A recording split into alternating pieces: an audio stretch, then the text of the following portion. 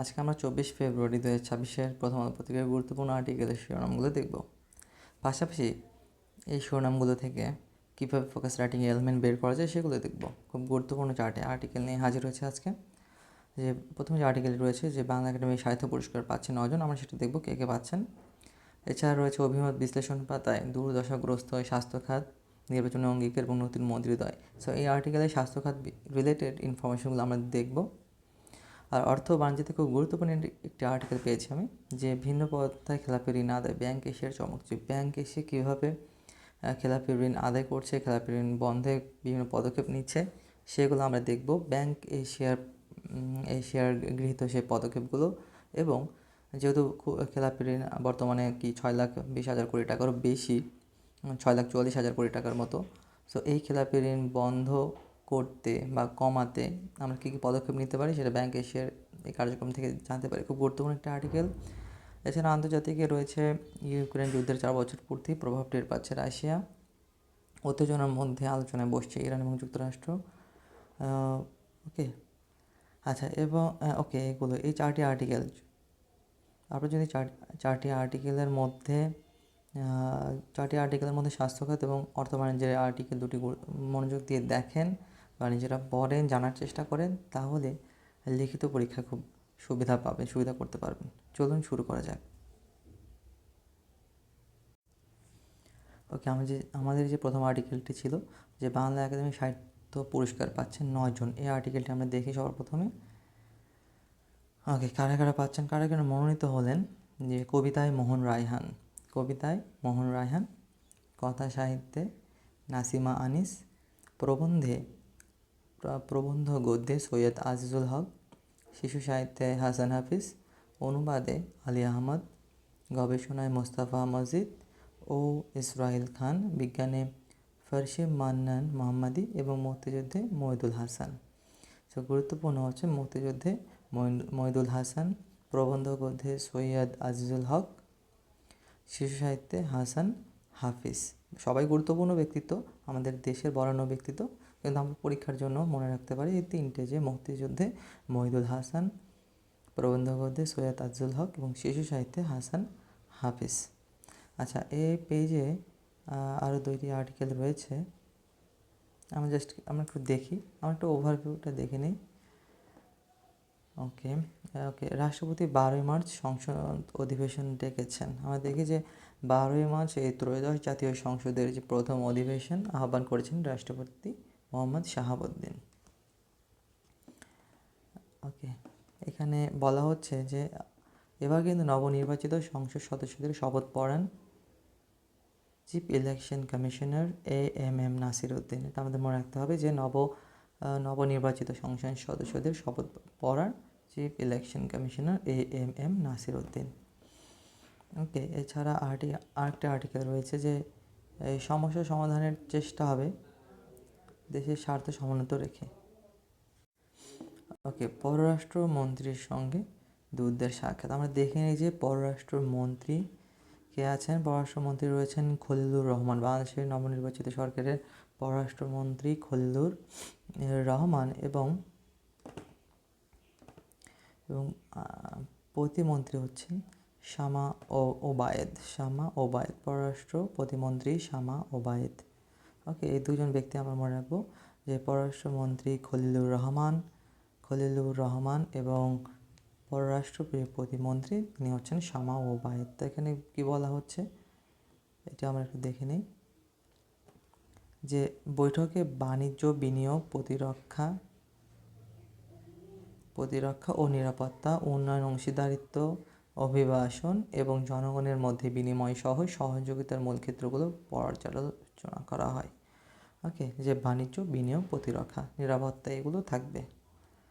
ওকে, আরেকটা ব্যাপার হচ্ছে বর্তমান প্রধানমন্ত্রী তার কিন্তু যে মোটো রয়েছে, যে তার যে স্লোগান রয়েছে সবার আগে বাংলাদেশ ফার্স্ট, এই নীতিটা কিন্তু গুরুত্বপূর্ণ। এই নীতি বহাল এবং দেশের স্বার্থে সমন্বিত রেখে বিভিন্ন দেশের সঙ্গে সব সমস্যা সমাধানের চেষ্টা করা হবে, সেটা মাথায় রেখে কি বলেন পররাষ্ট্রমন্ত্রী খলিলুর রহমান। সবার আগে বাংলাদেশ ফার্স্ট নতুন সরকারের মোটো বা স্লোগান। আচ্ছা, এখানে রাজনীতি, নিরাপত্তা, বাণিজ্য, উন্নয়ন, মানবিক সহায়তা, অভিবাসন সহ সম্পর্কে বিস্তৃত পরিসর নিয়ে আলোচনা করা হয়েছে। আচ্ছা, আপনারা চাইলে এটা দেখে নিতে পারেন আপনার কাছে গুরুত্বপূর্ণ মনে হলে, তারপরেও অবশ্যই এই ইনফরমেশনগুলো আমাদের জানতে হবে। ওকে, তো বাংলা একাডেমি পুরস্কার পাচ্ছেন 9 জন। চলুন পরবর্তী আর্টিকেলে। আচ্ছা, অভিমত এবং বিশ্লেষণে এই আর্টিকেলটি খুব গুরুত্বপূর্ণ, যে দুর্দশাগ্রস্ত স্বাস্থ্যখাত, নির্বাচন অঙ্গীকার এবং নতুন মন্ত্রীদ্বয়। এই আর্টিকেলটি লিখেছেন ইশতিয়াক মান্নান। এই আর্টিকেলের গুরুত্বপূর্ণ পয়েন্টগুলো আমরা দেখি এবং সাথে সাথে যে টার্মগুলো আমাদের অজানা সেগুলো আমরা জেনে নেব। তো প্রথমে বলা হচ্ছে, আচ্ছা এখানে বলা হচ্ছে যে নির্বাচনের অঙ্গীকার কী কী দেওয়া আছে। আমরা কিন্তু এই পয়েন্টটাকে সুন্দর করে এখানে রাইট ডাউন করেছি, আপনি দেখে নেন যে স্বাস্থ্যখাতের কী কী অবস্থান উন্নত করা উচিত বা দরকার বা প্রয়োজন, বা এই সরকার করার পরিকল্পনা করছেন। ওকে, সেই অঙ্গীকারগুলোই কিন্তু গুরুত্বপূর্ণ। যে নতুন মাঠকর্মী আমাদের নিয়োগ দিতে হবে, তার মানে মাঠকর্মীর অভাব রয়েছে। সরকারি বিনিয়োগ বাড়াতে হবে আমাদের স্বাস্থ্য খাতে। প্রাথমিক স্বাস্থ্যসেবা নিশ্চিত করতে হবে, যে প্রাথমিক স্বাস্থ্যসেবা, যে একজন পেশেন্ট বা একজন অসুস্থ ব্যক্তি হসপিটালে গেলে যে প্রাথমিক স্বাস্থ্যসেবা তারা অনেক সময় পান না, সেটা তারা কী করতে পারে না, গ্রহণ করতে পারেন না প্রয়োজনীয় সরঞ্জামাদি বা ডাক্তারের অভাবের কারণে। এই জন্য কী করতে হবে, প্রাথমিক স্বাস্থ্যসেবা নিশ্চিত করানোর জন্য নতুন মাঠকর্মী অথবা প্রয়োজনীয় সংখ্যক ডাক্তার নিয়োগ দিতে হবে। আচ্ছা, এছাড়া রয়েছে দরিদ্রদের জন্য সুরক্ষা, দরিদ্রদের আলাদা সুরক্ষা ব্যবস্থা চালু করার কথা বলা হয়েছে।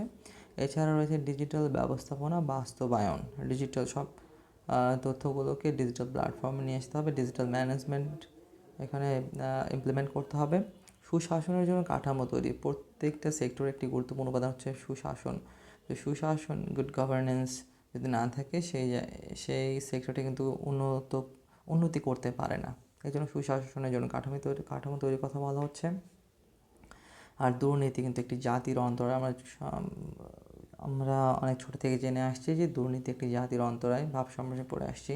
এই দুর্নীতি রোধ করতে হবে। স্বাস্থ্যখাতের ব্যক্তিখাত থেকে স্বাস্থ্যসেবা ক্রয়, ব্যক্তিখাত থেকেও কিন্তু স্বাস্থ্যসেবা নেওয়ার একটা ব্যবস্থা করা যেতে পারে।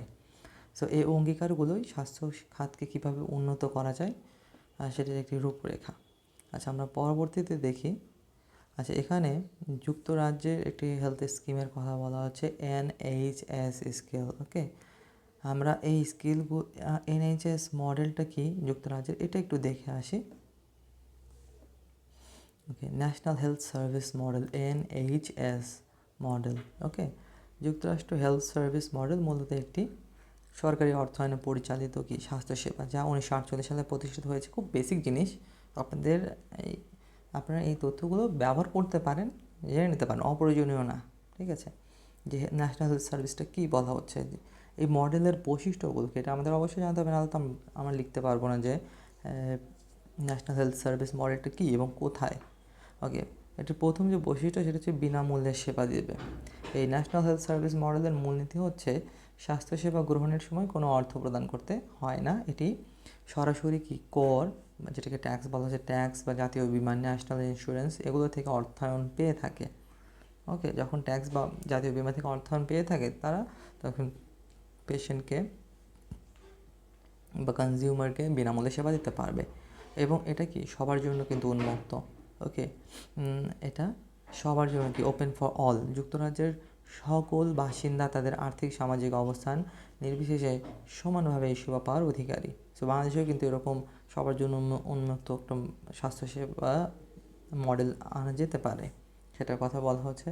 আর এটার পরিচালনার কাঠামোটা আমরা দেখি যে এটি বর্তমানে ইন্টিগ্রেটেড কেয়ার সিস্টেমস, ইন্টিগ্রেটেড সমন্বিত, প্রত্যেকটা স্বাস্থ্যখাতে যে এলিমেন্টগুলো হচ্ছে সেগুলো ইন্টারলিঙ্কড, সেই ইন্টিগ্রেটেড কেয়ার সিস্টেমের মাধ্যমে পরিচালিত হয়, যা স্থানীয় পর্যায়ে হাসপাতাল, জিপি এবং অন্যান্য স্বাস্থ্যসেবা প্রদানকারীদের মধ্যে সমন্বয় রক্ষা করে। ওকে, 2026 সালের 1 এপ্রিল থেকে কিছু এলাকায় ভিত্তিক পরিচালনা বোর্ড, ICB প্রশাসনিক পরিবর্তন এবং একীভূতকরণে কার্যকর হতে যাচ্ছে। সো আমরা কি বুঝলাম যে পরিচালনা কাঠামো হচ্ছে ইন্টিগ্রেটেড কেয়ার সিস্টেম।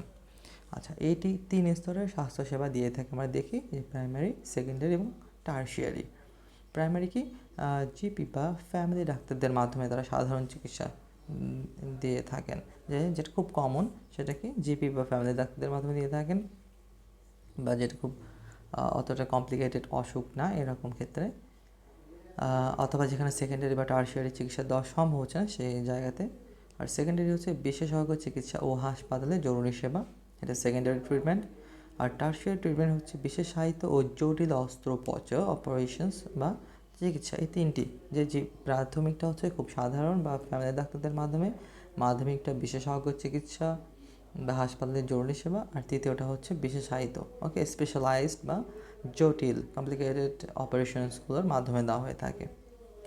আচ্ছা, এখানে ভবিষ্যৎ রূপান্তর সম্বন্ধে একটি তথ্য দেওয়া আছে যে 2026 থেকে 2029 10 বছরের হেলথ প্ল্যান অনুযায়ী NHS ন্যাশনাল হেলথ সার্ভিস মডেলটি তিনটি বড় পরিবর্তনের দিকে যাচ্ছে। হাসপাতাল থেকে কমিউনিটি ভিত্তিক যত্ন, অসুস্থতা থেকে প্রতিরোধ এবং অ্যানালগ থেকে ডিজিটাল সেবা যেমন AI এবং অনলাইন হাসপাতাল।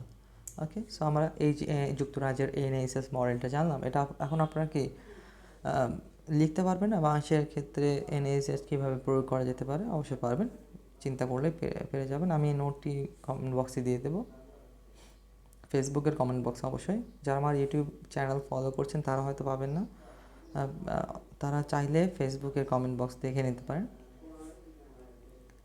আচ্ছা, এখানে বলা হচ্ছে অঙ্গীকারের সবচেয়ে দূরদৃষ্টি সম্পন্ন উপাদান কি? প্রাথমিক ও প্রতিরোধমূলক স্বাস্থ্যসেবাকে শক্তিশালী করা। প্রাথমিক এবং প্রতিরোধমূলক স্বাস্থ্যসেবাকে শক্তিশালী করতে হবে, স্বাস্থ্যকর্মী নিয়োগ দিতে হবে, মাঠকর্মী নিয়োগ দিতে হবে, এবং অবশ্যই কি তাদের পর্যাপ্ত প্রশিক্ষণের ব্যবস্থা থাকবে, এবং কি দীর্ঘস্থায়ী ও অসংক্রামক ব্যাধিদের ওপর মনোযোগ দিতে হবে। দীর্ঘস্থায়ী কিন্তু সংক্রামক নয় এমন ব্যাধিগুলোর উপর কি মনোযোগ দিতে হবে। ওকে, সো এই আর্টিকেলে আরও বলা হচ্ছে যে, আচ্ছা এখানে কথা রয়েছে খুব সিম্পল, যে একটি দেশের স্বাস্থ্যমন্ত্রীর সাথে যদি অর্থমন্ত্রীর সম্পর্ক ভালো হয় তাহলে দেশের স্বাস্থ্য খাতের অবস্থা ভালো, এটা একটি কথার কথা বলা হচ্ছে। আচ্ছা, এবং জনাব মান্নান তিনি প্রশ্ন করেছেন, তিনি কিছু প্রশ্ন রেখেছেন যে কীভাবে স্বাস্থ্য খাতের উন্নতি হচ্ছে কি না, এটা আমরা কীভাবে বুঝবো? 4টি প্রশ্নের মাধ্যমে আমরা জাস্ট প্রশ্নগুলো দেখি এবং আমরা নিজেরাও চিন্তা করবো একটা নির্দিষ্ট সময় পর বা যে স্বাস্থ্য খাতের আসলে উন্নতি হচ্ছে কি না। যে স্বাস্থ্যসেবা গ্রহণের জন্য জনগণের পকেট থেকে টাকা কি কমেছে, এটা আমরা খেয়াল রাখবো যে আমাদের ব্যয় কি কমেছে কি না।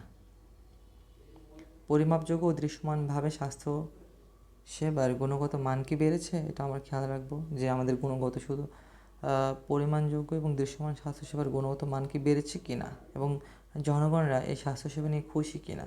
আর তৃতীয়ত, যার যা স্বাস্থ্যসেবার দরকার তাকে তিনি সঠিক সময়ে পরিমাণ এবং সেরা বা গুণগত মানে পেয়েছেন কি না। ওকে, যার যেটা দরকার তারা সেটা সঠিক সময় বা পরিমাণে পেয়েছেন কি না। এবং সর্বশেষ, যে ওপরের 3টি প্রশ্নের উত্তরের জন্য প্রয়োজনীয় সুযোগের তথ্য কি আপনার সেলফোনে থাকা বিশেষ অ্যাপের মাধ্যমে দেখতে পাচ্ছেন কি না। অর্থাৎ জনাব মান্নান বলছেন যে তথ্যগুলো বা সূচকগুলো আমরা সবসময় ডিজিটাল প্ল্যাটফর্ম বা আমাদের সেলফোনের মাধ্যমে সার্বক্ষণিকভাবে জানতে পারবো। আপনার পুরো আর্টিকেলটি দেখে নেবেন। চলুন পরবর্তী আর্টিকেলে। আচ্ছা, এই আর্টিকেলটি এই পেপারের অর্থ বাণিজ্য পেজের খুব গুরুত্বপূর্ণ আর্টিকেল, বিশেষ করে যারা ব্যাংকে জবের প্রস্তুতি নিচ্ছেন, ব্যাংক জবের, তার জন্য খুব হেল্পফুল হবে আশা করি। চলুন দেখে নেওয়া যাক আর্টিকেলটি কি দেওয়া আছে। যে ভিন্ন পন্থায় খেলাপি ঋণ আদায় ব্যাংক এশিয়ার চমক। ওকে, যে এখানে বিভিন্ন পদক্ষেপের কথা বলা হয়েছে, আমি সেটি ফোকাস রাইটিং স্টাইলে উপস্থাপন করেছি। আচ্ছা, আর পাশাপাশি এখানে যে অর্থ ঋণ আদালত সম্বন্ধে বলা হচ্ছে, ক্রোকের আদেশ কী এও বলা হচ্ছে, এটা আমরা দেখব। আমরা জাস্ট স্টাইলটা ফলো করে এসে ফোকাস রাইটিং স্টাইলে যেটা উপস্থাপন করেছি সেটা দেখে এসে আমরা পুরো জিনিসটা দেখব এখানে। ওকে, সো ব্যাংক এশিয়ার গৃহীত পদক্ষেপ আমরা দেখি যে খেলাপি ঋণ আদায় এবং ব্যাংক এশিয়ার গৃহীত পদক্ষেপে আমি 3টি সেক্টর ভাগ করেছি। এটা এই আর্টিকেল থেকে নেওয়া হয়েছে তথ্যগুলো। যে প্রথমত কি খেলাপি ঋণ কমানোর উদ্যোগ গ্রহণ করা, কীভাবে খেলাপি ঋণ কমানো যেতে পারে। পাশাপাশি খেলাপি ঋণ যেটা হয়ে গেছে, আমাদের প্রথম চিন্তা কি থাকবে, কোনো অসুখ প্রতিকারের চেয়ে সেটা যাতে আমরা প্রতিরোধ করতে পারি। ওকে, যে খেলাপি ঋণ যাতে না হয় সেই দিকে আমাদের মনোযোগ দিতে হবে। আর যদি হয়েই যায়, খেলাপি ঋণ হয়ে যায়, সেটা আমাদের কমানোর উদ্যোগ নিতে হবে। পাশাপাশি সেই খেলাপি ঋণ আদায়ের উদ্যোগ নিতে হবে এবং অন্যান্য পদক্ষেপ যেটা খেলাপি ঋণকে কমানো এবং আদায়ে সমানিতভাবে সাহায্য করতে পারে। আমরা দেখি যে কমানোর কী কী উদ্যোগ, এখানে উদ্যোগের কথা বলা হয়েছে। ওকে, ঋণ পুনঃতফসিলকে নগদ প্রবাহের বাস্তবসম্মত মূল্যায়নের কথা বলা হচ্ছে। যে ঋণ পুনঃতফসিলকে, অর্থাৎ ঋণ পুনঃতফসিলকে বলা হচ্ছে লোন রিশিডিউলিং। এই লোন রিশিডিউলিং নগদ প্রবাহের বাস্তবসম্মত মূল্যায়ন করতে হবে কমানোর জন্য। এছাড়া ঋণ গ্রহীতার ঋণ মূলধন হচ্ছে ইকুইটি আমরা দেখব। ঋণ গ্রহীতার ঋণ এবং মূলধন অনুপাত বিশ্লেষণ করতে হবে। আচ্ছা, ইকুইটি জিনিসটা কি? যে কোনো সম্পদের ওপর তার মালিকের যে প্রকৃত মালিকানা, সেটাই কিন্তু ইকুইটি। কোনো সম্পদের উপর আমার যদি কোনো সম্পদ থাকে, সেই সম্পদের উপর যেটা আমার প্রকৃত মালিকানা, সেটা হচ্ছে আমার ইকুইটি। সো ইকুইটি সমান বলা হচ্ছে যে মোট সম্পদের মূল্য থেকে মোট ঋণ। মোট সম্পদের মূল্য থেকে মোট ঋণ। আমার সম্পদ যদি 1 কোটি টাকা হয় এবং আমার যদি মোট ঋণ হয় 10 লক্ষ টাকা, তাহলে আমার ইকুইটি কতটুকু? ইকুইটি হচ্ছে 90 লক্ষ টাকা। ওই বাকি 10 লক্ষ টাকা তো আমাকে ধরা যাবে না, তাই না? সো ইকুইটি জিনিসটা হচ্ছে মোট সম্পদের মূল্য থেকে আমার মোট ঋণকে বা মোট দায়কে বাদ দিতে হবে, তাহলে আমি ইকুইটি পাবো। তো ঋণ মূলধনের অনুপাত কী করতে হবে? বিশ্লেষণ করতে হবে। পাশাপাশি নতুন মূলধন সংযোজন করতে হবে এবং জামানত বা কোল্যাটারাল বৃদ্ধি করতে হবে। এটা হচ্ছে খেলাপি ঋণ কমানোর উদ্যোগ। আমরা একবার রিভাইজ দিই যে ঋণ পুনঃতফসিলকে নগদ প্রবাহের বাস্তবসম্মত মূল্যায়ন করতে হবে। ঋণ গ্রহীতার যে ঋণ মূলধন বা ইকুইটি অনুপাত বিশ্লেষণ করতে হবে, নতুন মূলধন সংযোজন করতে হবে এবং জামানত বৃদ্ধি করতে হবে। এবার চলুন দেখে আসা যাক কীভাবে আদায় করা যেতে পারে। ওকে, গ্রাহকদের ব্যবসা বিক্রিতে সহায়তা, এগুলো অ্যাকচুয়ালি এই যে পদক্ষেপগুলো, এগুলো কিন্তু গ্রহণ করেছে ব্যাংক এশিয়া। সো ব্যাংক এশিয়ার যে গৃহীত পদক্ষেপ, সেগুলোর মাধ্যমে আমরা আইডিয়া গ্রহণ করছি এখান থেকে। কীভাবে আদায় করেছিল তারা? যে গ্রাহকদের ব্যবসা বিক্রিতে তারা সহায়তা করেছিল। খেলাপি ও ইচ্ছাকৃত খেলাপিদের বিরুদ্ধে তারা ফৌজদারি মামলা প্রমাণ করতে সক্ষম হয় এবং তারা ফৌজদারি মামলাকে দায়ের করে এবং তা প্রমাণ করতে সক্ষম হয়, খেলাপি এবং ইচ্ছাকৃত খেলাপি। ওকে, পাশাপাশি বলা হচ্ছে যে যারা খেলাপি এবং ইচ্ছাকৃত খেলাপি, তাদের বিদেশ ভ্রমণ সম্পূর্ণ নিষেধ। আচ্ছা, তারপরে বলা হচ্ছে যে বন্ধকি বা মর্টগেজ, যেটাকে বলা হচ্ছে বন্ধকি এবং লিয়েন রাখা সম্পদের পাশাপাশি জমি ও কোম্পানির শেয়ার বাজেয়াপ্ত করা হয়, কনফিসকেটেড অথবা ফরফিট করা হয়। এখন এখানে লিয়েন রাখা কি? ওকে, যে কোনো ঋণের বিপরীতে কোনো সম্পদ বা দলিল ব্যাংকের নিয়ন্ত্রণে রাখাকে বলা হচ্ছে লিয়েন রাখা। ওকে, কোনো ঋণের বিপরীতে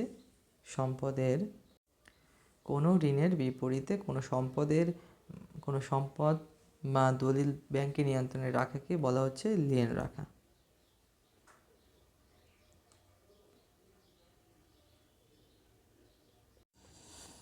ওকে, এখানে তাতে বসলাম লিয়েন রাখাটা কি। আচ্ছা, অথবা কী করছে, ওই লিয়েন রাখা সম্পদের পাশাপাশি তার উদ্যোক্তাদের মালিকানাধীন জমি এবং কোম্পানির শেয়ার বাজেয়াপ্ত করেছিল। সো ব্যাংকে সেখানে কী কী পদক্ষেপ নিয়েছিল? ঋণ আদায়ের জন্য তারা গ্রাহকদের ব্যবসা বিক্রিতে সহায়তা করেছিল। ঠিক আছে, গ্রাহকদের ব্যবসা বিক্রিতে সহায়তা করেছিল। খেলাপি এবং ইচ্ছাকৃত যারা খেলাপি ঋণগ্রস্ত হয়েছে, তাদের বিরুদ্ধে ফৌজদারি মামলা দায়ের করে এবং তাদের বিদেশ ভ্রমণ কী করে? নিষেধাজ্ঞা জারি করে। এখানে বন্ধকি এবং লিয়েন রাখা সম্পদের পাশাপাশি তারা উদ্যোক্তাদের মালিকানাধীন জমি এবং কোম্পানির শেয়ারও বাজেয়াপ্ত করে, খুব গুরুত্বপূর্ণ। আর এছাড়াও পাশাপাশি অন্যান্য পদক্ষেপও তারা গ্রহণ করেছিল, সেগুলো একটু দেখি। যে শতভাগ নিরাপত্তা সঞ্চিতি সংরক্ষণ নিশ্চিতকরণ করে, যে নিরাপত্তা সঞ্চিতি, যেটাকে প্রভিশন বা প্রভিশনিং বলে, তারা সেটা নিশ্চিত করেছিল। শতভাগ নিরাপত্তা সঞ্চিতি যেগুলো ব্যাড লোন হয়, সেই ক্ষেত্রে শতভাগ নিরাপত্তা সঞ্চিতি রাখা হয়, সংরক্ষণ করা হয়। আমরা দেখব কিছুক্ষণ পরে প্রভিশনিং কী। আচ্ছা, এছাড়া ঋণ আমানত অনুপাত নিম্ন রাখার চেষ্টা করেছিল। ব্যয় আয় অনুপাত, কস্ট ও ইনকাম রেশিও তারা উন্নতিকরণ করেছে, বাড়ানোর চেষ্টা করেছে। তারা বানোয়াট বা কাগজে কোনো তথ্য না দিয়ে স্বচ্ছ এবং প্রকৃত আর্থিক চিত্র উপস্থাপন করেছে। পাশাপাশি যেটা সবচেয়ে গুরুত্বপূর্ণ, যে দক্ষ ব্যাংকারদের তারা নিযুক্ত করেছে। তারা চেষ্টা করেছে দক্ষ ব্যাংকারদের মাধ্যমে এই বিষয়গুলো হ্যান্ডেল করানোর। ওকে, এবার আর্টিকেলের একটা কেস স্টাডি আছে, তারা কীভাবে কাজগুলো করেছে আমরা দেখি। যে ব্যাংকগুলো খেলাপি ঋণ আদায়ের জন্য শুধু অর্থ ঋণ মামলা ও চেক প্রত্যাখ্যান মামলার উপর নির্ভর করে। কি যে খেলাপি ঋণ আদায় করার জন্য ব্যাংকগুলো কাদের উপর নির্ভর করে, কী ধরনের মামলা? যে অর্থ ঋণ মামলা এবং চেক প্রত্যাখ্যান মামলা, চেক ডিসঅনার মামলার উপর তারা কী করে, নির্ভর করে। এখন গ্রাহকদের নগদ অর্থের প্রবাহ ও ঋণ পরিশোধের সক্ষমতা বিবেচনা না করেই দীর্ঘমেয়াদে ঋণ পুনঃতফসিল, যে লোন রিস্ক্যাডিউল, সেই ঋণ স্ক্যাডিউল করা হয়। যে গ্রাহকদের নগদ অর্থের প্রবাহ ও ঋণ পরিশোধের সক্ষমতা বিবেচনা না করেই যে তাদের আবার লোন কী করা হয়, নবায়ন করা হয় বা পুনঃতফসিল করা হয়। আবার আদালতের স্থগিতাদেশের কারণে ঋণ আদায়ও কী হয়, বাধাগ্রস্ত হয়। এই সীমাবদ্ধতাগুলো চিহ্নিত করে ব্যাংক এশিয়া নতুন কৌশল নিয়ে খেলাপি আদায়ে সচেষ্ট হয়েছিল। এই সীমাবদ্ধতাগুলো চিহ্নিত করে ব্যাংক এশিয়া কী করে, নতুন নতুন কৌশল নিয়ে তারা খেলাপি ঋণ আদায়ে সচেষ্ট হয়। আচ্ছা, এই আর্টিকেলে আমরা দেখি আর কি বলা হচ্ছে, যে ইচ্ছাকে তো কঠোর অবস্থান নেয়, তাই না? তারা কি ফৌজদারি অপরাধ হিসেবে গণ্য করা হয়, যে চলতি মূলধন সরিয়ে নেওয়াকে ফৌজদারি অপরাধ হিসেবে গণ্য করা শুরু করে ব্যাংকটি। যখন একজন ঋণগ্রহীতা ব্যাংকের অর্থায়নে আনা কাঁচামাল ব্যবহার করে পণ্য উৎপাদন করে, কিন্তু ব্যাংকের দায় সমন্বয় না করে তা বিক্রি করে দেন, তখন তা ইচ্ছাকৃত খেলাপি ঋণ হিসেবে বিবেচনায় নেওয়া হয়। ওকে, তো এরকম ঋণগ্রহীতাদের বিরুদ্ধে তারা পদক্ষেপ গ্রহণ করেছিলেন। সো এটা কিন্তু খুব খুব সফল এবং গুরুত্বপূর্ণ একটি উদ্যোগ ব্যাংক এশিয়ার। যে ঋণগ্রহীতা ব্যাংকের অর্থায়নে, ব্যাংক টাকা দিয়েছে, সেই টাকা দিয়ে তারা কাঁচামাল কিনে এনেছে, পণ্য উৎপাদন করেছে, বিক্রি করেছে, কিন্তু ব্যাংকের যে ঋণটা সেটার সাথে সমন্বয় করেনি বা লোন রিপেমেন্ট করেনি। না করে তারা দেখিয়েছে যে আমার কাছে কোনো টাকা পয়সা নেই বা আমি কম দামে বিক্রি করছি, এরকম একটা ফেক ইনফরমেশন তাদের সামনে উপস্থাপন করে তারা নিজেরাই নিজেকে খেলাপি হিসেবে দাবি করা শুরু করে। আচ্ছা, এখানে অর্থ ঋণ আদালত, এটা আমরা দেখব। আর্টিকেলটাকে একটু শেষ করে নিই। এখানে ক্রোকের আদেশ, এটাও আমরা দেখব। এই টার্মগুলো আমরা যারা নন ব্যাঙ্কিং বা নন কমার্স ব্যাকগ্রাউন্ডের স্টুডেন্ট তাদের জন্য বোঝা খুব মুশকিল, আমরা চেষ্টা করবো জানার। আচ্ছা, তারা কী করেছে, একদিকে আদায় কার্যক্রম জোরদার করেছে, অন্যদিকে কাগজে মুনাফা ও সাজানো আর্থিক প্রতিবেদনের পরিবর্তে কি স্বচ্ছ এবং প্রকৃত আর্থিক চিত্র উপস্থাপনের উদ্যোগ নিয়েছে, কিছুক্ষণ আগে আমরা দেখলাম। ওকে, এবং দক্ষ ব্যাংকারদের তারা সংযুক্ত করেছে। আচ্ছা, এবার আমরা দেখি ঋণ আদালত আইন 2003। এই জিনিসটা কি, অর্থ ঋণ আদালত আইন 2003। এখানে বলা হচ্ছে বাংলাদেশে ব্যাংক এবং আর্থিক প্রতিষ্ঠানগুলোর খেলাপি ঋণ দ্রুত এবং কার্যকরভাবে আদায়ের জন্য কি প্রণীত একটি বিশেষ আইন। এই আইনের মাধ্যমে একটি বিশেষায়িত বিচারিক ব্যবস্থা তৈরি করা হয়, যা সাধারণ দেওয়ানি আদালতে দীর্ঘসূত্রতা কমিয়ে ঋণ পুনরুদ্ধারে সহায়তা করে। অর্থ ঋণ আদালতের মাধ্যমে খুব কম সময়ে বিরোধগুলো নিষ্পত্তি করা হয়। আদালতের কিছু বৈশিষ্ট্য রয়েছে, আপনি চাইলে দেখে নিতে পারেন। ওকে, কিন্তু মূল গুরুত্বপূর্ণ পয়েন্টটি হচ্ছে যে ব্যাংক এবং আর্থিক প্রতিষ্ঠানগুলোর খেলাপি ঋণ আদায়। ওকে, ব্যাংক এবং আর্থিক প্রতিষ্ঠানগুলোর খেলাপি ঋণ দ্রুত এবং কার্যকরভাবে আদায় এর জন্য প্রণীত একটি বিশেষ আইন। অর্থ ঋণ আদালত আইন কবে প্রণয়ন করা হয়, 2003-এ। ওকে, আচ্ছা, ক্রোকের আদেশ আমরা দেখে নিই একটু। এটা কিন্তু ওই অর্থ ঋণ আদালত 2003-এর আন্ডারেই। যে ক্রোকের আদেশ, অর্ডার অফ অ্যাটাচমেন্ট, হচ্ছে একটি গুরুত্বপূর্ণ আইনি প্রক্রিয়া যার মাধ্যমে বিবাদী সম্পত্তি আদালতের নিয়ন্ত্রণে আনা হয়, যাতে ঋণের টাকা আদায় নিশ্চিত করা যায়। ক্রোকের আদেশ, যে যারা যিনি বা যারা ঋণ গ্রহণ করেছেন তাদের সম্পত্তি বাজেয়াপ্ত করা, ওকে, ক্রোক করা।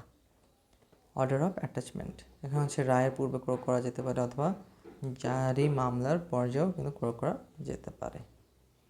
আপনি দেখে নেবেন। এবার আমরা প্রভিশনিং দেখে আসি, খুব গুরুত্বপূর্ণ একটি টার্ম। ওকে, নিরাপত্তা সঞ্চিতি বা প্রভিশনিং।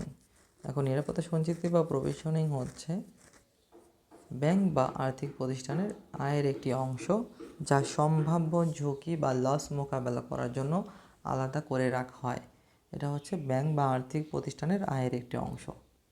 সহজ কথা কি, ব্যাংক যখন কাউকে লোন দেয় বা ঋণ দেয় তখন সেই ঋণটি সময় মতো ফেরত না আসার একটি কী থাকে, ঝুঁকি থাকে, স্বাভাবিক একটু রিস্ক থেকে যায়।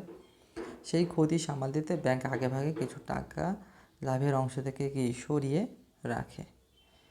এখন বাংলাদেশ ব্যাংকের নির্দেশনা অনুযায়ী ঋণের মানের উপর ভিত্তি করে এই সঞ্চিতি রাখতে হয়। কী কী আছে? সাধারণ সঞ্চিতি এবং বিশেষ সঞ্চিতি। সাধারণ সঞ্চিতি বা জেনারেল প্রভিশন জিনিসটা কি, এটা নিয়মিত বা ভালো ঋণের, যেটাকে আনক্লাসিফাইড বা স্ট্যান্ডার্ড লোন বলা হচ্ছে। ওকে, আনক্লাসিফাইড বা স্ট্যান্ডার্ড লোন, সেইগুলোর বিপরীতে রাখা হয়। সাধারণত এর হার থাকে কি 0.25 থেকে শুরু করে 5% পর্যন্ত, খুব কম প্রভিশন রাখা হয়, যেগুলো আদায় হবে এরকম সম্ভাবনা থাকে ভালো।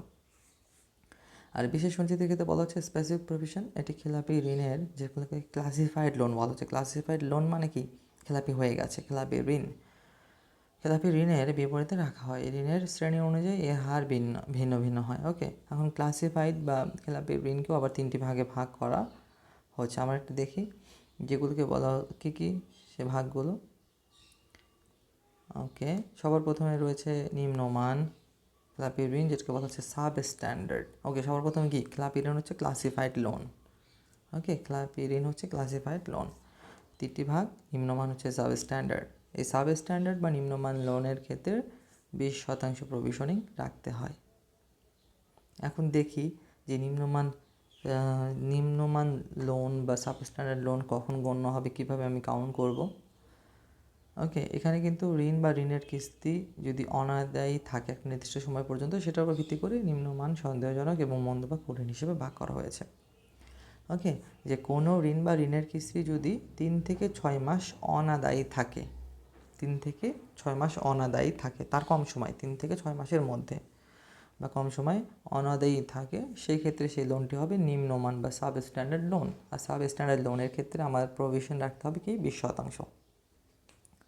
আর সন্দেহজনক বা ডাউটফুল লোন, এক্ষেত্রে সঞ্চিতি রাখতে হবে কি 50%, তাই না, যে 50% চান্স। এরকম একটা ব্যাপার বোঝাচ্ছে যে কোন ক্ষেত্রে, যে সকল ঋণ বা ঋণের কিস্তি 6 থেকে 12 মাস অনাদায়ী থাকে, অর্থাৎ 6 মাসের বেশি 12 মাসের কম, এরকম 6 থেকে 12 মাসে যে ঋণের কিস্তি অনাদায়ী থাকে সেটি হচ্ছে সন্দেহজনক বা ডাউটফুল লোন। এক্ষেত্রে সঞ্চিত রাখতে হবে 50%। আর মন্দ বা কুঋণ বা যেটা খেলাপি হয়ে গেছে, ব্যাড বা লস হয়ে গেছে, সেখানে কিন্তু সঞ্চিত রাখতে হবে কি 100%। ওকে, 100% সঞ্চিত রাখতে হবে। এখন কোন ক্ষেত্রে মন্দ বা কুঋণ আমরা আইডেন্টিফাই করতে পারি, যে সকল ঋণ বা লোনের কিস্তি 12 মাস থেকে 12 মাস বা তার বেশি সময় কি অনাদায়ী থেকে যায়, 12 মাস বা তার বেশি সময় অনাদায়ী থেকে যায়, সেটি হচ্ছে তখন সেই লোনকে ব্যাড লোন বা লস বলা হচ্ছে। ওকে, আমরা একটু রিভাইজ দিই ব্যাপারটা, যে নিম্নমান লোন, যে সাব স্ট্যান্ডার্ড, ডাউটফুল এবং ব্যাড, নিম্নমান সন্দেহজনক এবং মন্দ বা কুঋণ। তো সাব স্ট্যান্ডার্ড কি 20%। কখন সাব স্ট্যান্ডার্ড লোন হবে, যখন 3 থেকে 6 মাস অনাদায়ী থাকবে। সন্দেহজনকে নিরাপত্তা সঞ্চিত রাখতে হবে 50%, কখন 6 থেকে 12 মাস অনাদায়ী থাকলে কিস্তি বা লোনটি। আর মন্দ বা কুঋণ 12 মাস অথবা 12 মাসের বেশি সময় যদি অনাদায়ী থাকে, সেটাকে বলা হচ্ছে মন্দ বা কুঋণ। এক্ষেত্রে সঞ্চিত রাখতে হবে 100%। এখন এই প্রভিশনিংটি কেন গুরুত্বপূর্ণ ব্যাংকের জন্য? ব্যাংকের আর্থিক ভিত্তি কিন্তু মজবুত রাখে, আমানতকারীদের টাকা সুরক্ষা নিশ্চিত করে। অবশ্যই প্রভিশনিং রাখলে একটা লাভের একটা লভ্যাংশ বা লাভের একটা পার্সেন্টেজ কিন্তু ব্যাংক জমা রাখছে প্রভিশনিং হিসেবে, তাহলে থেকে আমানতকারীর টাকা সুরক্ষা নিশ্চিত করছে এভাবে। এবং যদি কোনো ঋণ পুরোপুরি আদায় না হয়, তবে এই সঞ্চিত টাকা থেকে সেই ক্ষতি সমন্বয় করা হয়। সো এটি খুব গুরুত্বপূর্ণ, একটু সময় নিয়ে বোঝানোর চেষ্টা করলাম। আপনারা চাইলে দেখে নিতে পারেন আবার। চলুন আন্তর্জাতিক পেজে ওখানে একটু আর্টিকেলগুলো দেখে আসি। ওকে, এখানে আমরা দেখব যে উত্তেজনার মধ্যে আলোচনায় বসেছে ইরান এবং যুক্তরাষ্ট্র। আচ্ছা, ইরানের বিশ্ববিদ্যালয়গুলোর শিক্ষার্থীদের আবার কি বিক্ষোভ এবং সমাবেশ। ওয়াশিংটন বিস্তৃত আলোচনা শুরু করতে বৈঠক বসতে প্রস্তুত ভারত, সুইডেন সহ কয়েকটি দেশ নাগরিকদের নাগরিকদের ইরান ছাড়া পরামর্শ দিয়েছে। ভারত, সুইডেন সহ কয়েকটি দেশ নাগরিকদেরকে বলেছে ইরান ছেড়ে দাও, এর কারণে ইরানে যুদ্ধ লাগার একটি পরিস্থিতি তৈরি হয়েছে। আচ্ছা, গত বছর শেষের দিকে দ্রব্যমূল্যের ঊর্ধ্বগতির প্রতিবাদে দেশটিতে বিক্ষোভ সৃষ্টি হয়। আচ্ছা, এছাড়া এখানে বলা হচ্ছে যে ইরান, যুক্তরাষ্ট্র এবং ইসরায়েলের মধ্যে যুদ্ধ হওয়াটা এখন অনিবার্য। আচ্ছা, একজন একজন নাগরিক বলেছেন যে দেশের, অনেকে বলছেন যে আমরা যুদ্ধ চাই না, কিন্তু মাঠ পর্যায়ে বাস্তব থেকে অস্বীকার করার উপায় নেই। উত্তেজনার মধ্যে কিন্তু ইরান এবং যুক্তরাষ্ট্র। পাশাপাশি ইউক্রেন যুদ্ধে 4 বছর পূর্তি হয়েছে।